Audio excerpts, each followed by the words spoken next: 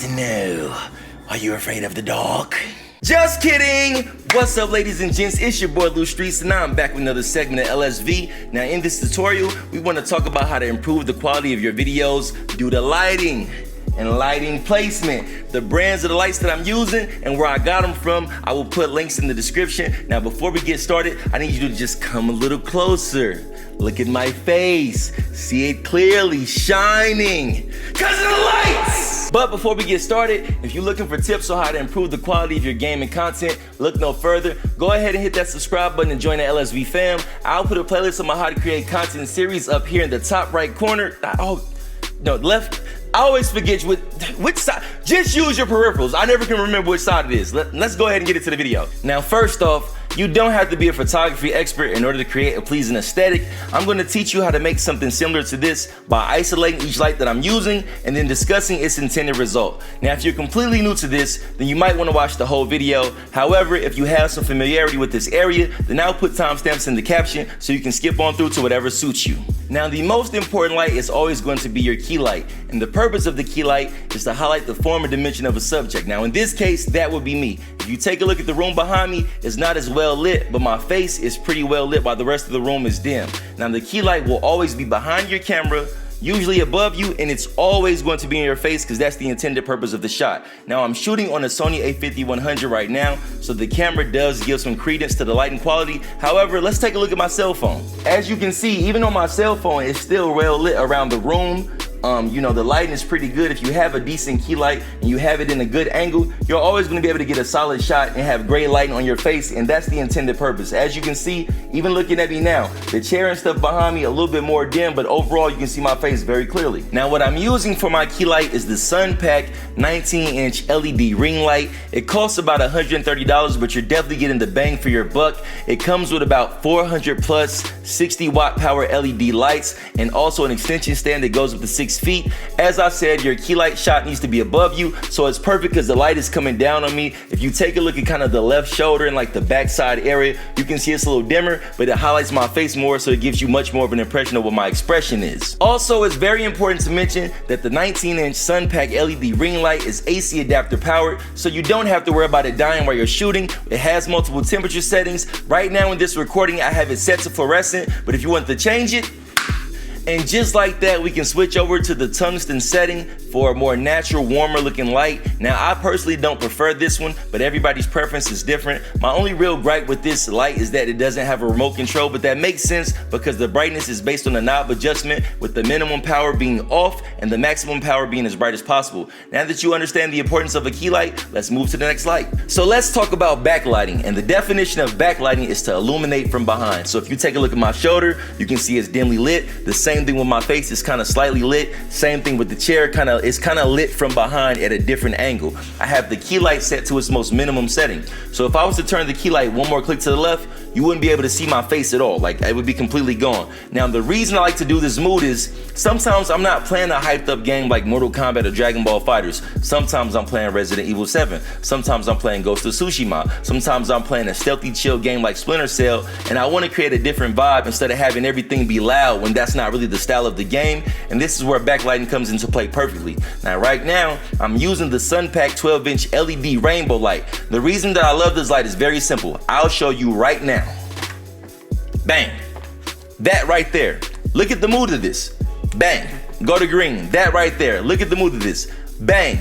Go to this. Look at, like, you see the vibe of this is so chill. It's like it's cool, like it's calm, and that's why I really love backlighting with this style of light. Now let's go into some of the specs of this. So as I stated earlier, this is a Sunpak brand light, which means it has a lot of the same perks as its bigger counterpart that I'm using for my key light. Now, it does have an adjustable stand that goes up to about 36 inches. It also has tungsten and fluorescent settings, and technically it has about 15 different colors because there's a tone for each color. So you can go into red, or you can go into a lighter red or a lighter red than that. Same thing with the green, having lighter greens, and the blue, and so on. The other thing that is cool about this light is it has modes. So if you want to have a neon party, you can go into flash mode, which makes things move really quickly. There's also strobe mode if you want something that's a little more chill. If you guys are familiar with my stream, it is facebook.com/LSVisionGaming, where a lot of the times I would use fade mode. This is the main thing I use on my stream all the time.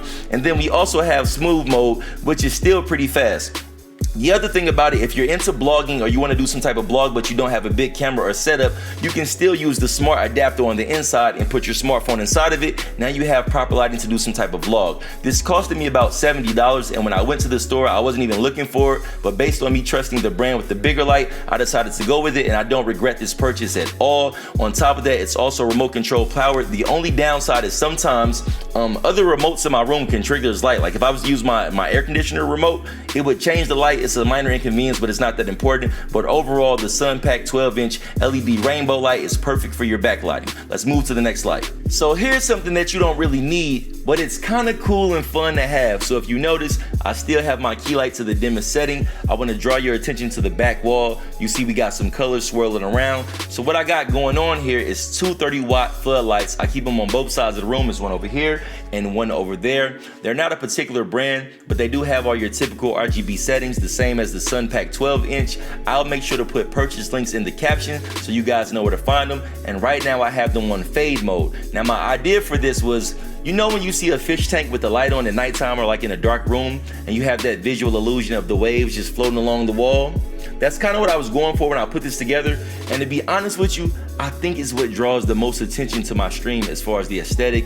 It's just really pleasing and relaxing, and people seem to always make a comment on it. So that's what I was going for. So those are floodlights, and I have one more light to show you. So let's go ahead and get to that. Okay, so last but not least, we have my smart LED Gusodor strip lights. And if you take a look at the wall behind me, right above my hat, you can see this little dim spot. I don't know if you can see this, like right there. I don't know if you can see it. I'm trying to do it great in the camera, but it's this small dim spot and it's a little bitty gap. So what you can do is you can plug in extension pins. So this can go even farther around the room if I wanted to. Now outside of that, they have some pretty cool features with the app. First of all, with the app, it's up to 60 million different colors based on the combinations. You can have light dancing with music. So what it means is you can sync this to your playlist, and however the songs sound, the lights will pretty much flash in that same pattern.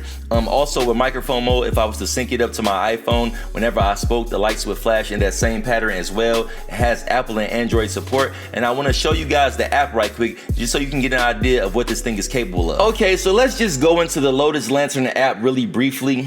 This fits with the smart LED lights, and so if you take a look, as you can see, we got it on white right here. I want you to look at the wall because I'm going to put the screen up at the same time, kind of off to the side, but I want you to notice the lights and my actual screen cap on my phone at the same time. So you can have it on white, switch it to red, you see how that changes, switches to blue. You can do different styles. A lot of times, let me find the one that I like. A lot of times I'll go to purple gradual change just for the stream because it's noticeable and the blinking draws a little bit of attention, but it's not overbearing. Or you can go for something chaotic like where is the 7-color jumping change? Look at this. This is craziness, but you see it's very noticeable. Add some cool stuff to the room. So I mean, it's a lot of different stuff you can do with this app. As I said, here's the music when you want to sync it, or you can go into syncing it with your voice. I don't have it synced up right now, but you see it's tracking me right now through the microphone. And you can also schedule when you want it to come on and go off and adjust it in many different ways. So that's the pretty cool thing about the app. The lights themselves cost me about $30 to $40 through Amazon, and on top of that, the app came with it for free. So it's a great purchase. So with that being said, let's combine everything and just show it one last time. Then we're going to go ahead and wrap this thing up. Okay, so now that we have everything back on, let's do a quick little review. But first, I want to know in the comments, do you guys find my aesthetic to be pleasing? Look around the room, see the vibes of the room, and tell me, do you think it's pleasing? I'm pretty satisfied with my shot. Now let's get into a review. So once again, we have the key light, which is in front of me. It's got to be above you, kind of angled down so it can highlight your face and still making the back of the room a little more dim. Mine's cost me about $130 with the Sunpak 19-inch LED. Then we have the backlight. I'm not using it in a traditional fashion because technically you could have another key light off in the distance, kind of creating like that illumination from behind. This is just how I choose to go about mine, but you can do yours differently. It's all based on preference. The Sunpak 12-inch cost me about $70, so that's $200 right there. We have the 2 floodlights on the ground to give you the cool stuff on the wall. Those cost me about $30 to $35 each. So let's just round it up to 70. And then we have the LED strip lights up top, and that cost me about 40 something. So that's roughly like $310 to $320 with taxes and all that stuff as far as my lighting goes. Now that may sound like a lot, but as I told you, I had the LED strip lights first to go along with my key light. The rest of this stuff is accumulated over time. So my thing is, you don't have to buy it all at once. And the truth is, all you need to start is a key light, because you saw how I looked when I showed you that isolated shot. My thing is, I like to present in a very professional manner. I feel like when you present in a professional manner, people treat you in that way. So that's why I go about my lighting in this way. And on top of that, when people see you're willing to spend money on something that you enjoy doing or that you're investing in it, they take you more serious because they see you're taking yourself serious. So with that being said, we're gonna wrap up this video. I hope you guys enjoyed it. As I said, I will put links in the caption of where you can purchase these things. And until the next time, it is your boy Louie. Y'all stay inspired, y'all stay creative, and most of all, stay safe. Until the next time, peace. Now, it's always gonna be shown in 1080 when I'm actually doing it, but for some reason when live stream replays happen on Facebook Gaming, they compress down, which is irrelevant because they still look good to other people. But for some reason with full screen, it'll just look this way, so bear with me.